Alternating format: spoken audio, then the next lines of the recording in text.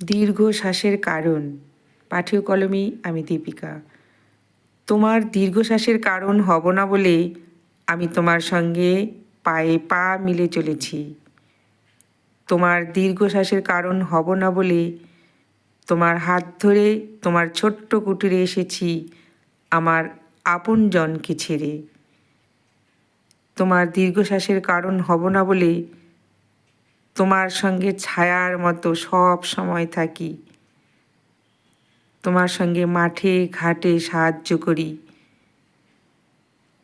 তোমার দীর্ঘশ্বাসের কারণ হব না বলে বাবার আনা সুপাত্রকে ফেলে আমি তোমার হাতকে শক্ত করে ধরেছি।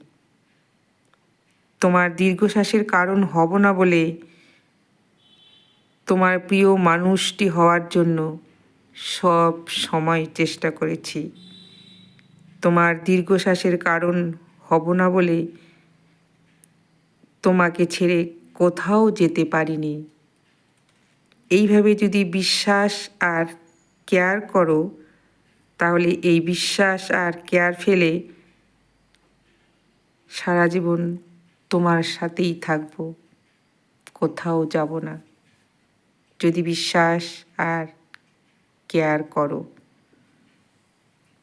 তোমার এসব চিন্তা আমার মাথায় ঘুরতে থাকে, তাই তোমার দীর্ঘশ্বাসের কারণ আমি আর কোনো দিনও হতে পারবো না।